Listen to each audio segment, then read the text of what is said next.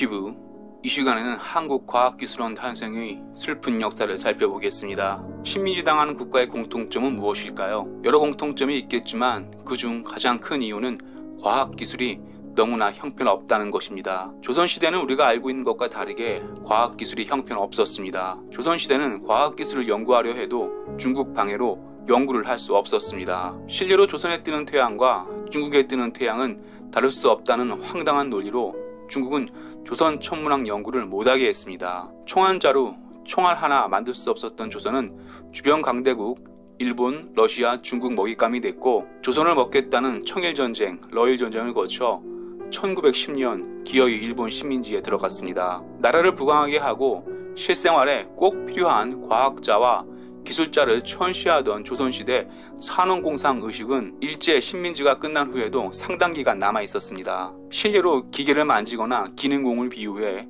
공돌이, 공순이라 비아냥거렸던 시절도 있었습니다. 이렇게 과학자와 기술자를 천시하던 시대를 버리고 과학기술이 없으면 또다시 식민지국이 되기에 과학기술 발전에 힘을 쏟아야 한다는 지도자가 있었으니 그분은 한국 좌파가 그렇게 친일파 매국노라 욕하는 박정희 대통령입니다. 박정희 대통령은 미국 이공계 분야 최고 권위를 자랑하는 바텔 연구소를 보고 1966년 미국 차관으로 과학기술연구원을 설립했고, 1971년에는 지금의 과학기술연구원 전신 한국과학원을 설립했습니다. 1960년대 한국은 너무나 가난했기에 공산주의에 둘러싸인 분단 국가인데도 총알자루, 총알 하나 만들지 못했습니다. 젊은 친구들은 믿지 않겠지만 1960년대는 쌀이 부족해 미국이 주는 밀가루를 이용한 음식, 즉 분식을 장려했습니다. 이때 미국이 주는 밀가루로 만든 음식이 지금의 라면입니다. 이렇게 먹을 걱정하던 1960년대에 과학인재 양성기관을 설립한다는 것은 꿈같은 이야기였습니다. 하지만 앞서 말했듯 과학기술 없는 국가는 식민지가 된다는 교훈과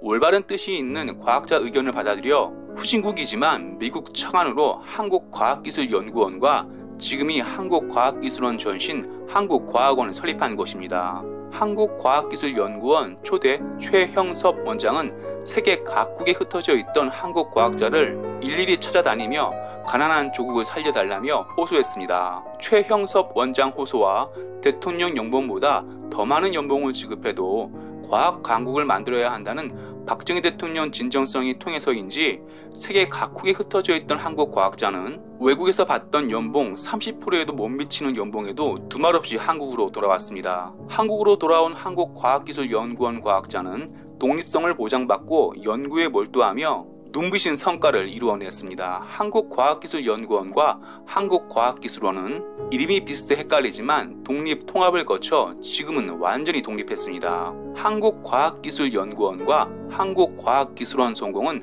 아시아 국가 롤모델이 됐습니다. 실제로 1990년 설립한 일본의 자스트, 1991년 설립한 홍콩 과기대, 1981년 이광효 총리가 직접 설립한 싱가포르 난양공대 전신 난양기술원은 박정희 대통령이 설립한 한국과학기술연구원과 한국과학기술원을 롤모델로 설립한 것입니다. 한국과학기술연구원과 한국과학기술원은 아시아 국가들이 처음으로 따라한 한국 교육 시스템입니다. 친중민주당과 한국 좌파가 그렇게 친일파 매국노라 욕하는 박정희 대통령은 한국 과학 발전에도 큰 족적을 남긴 지도자입니다. 하지만 한국 근대화에 반대했던 친중민주당과 한국 좌파는 한국과학기술연구원과 한국과학기술원을 설립한 박정희 대통령 동상 하나 못 만들게 하고 있습니다.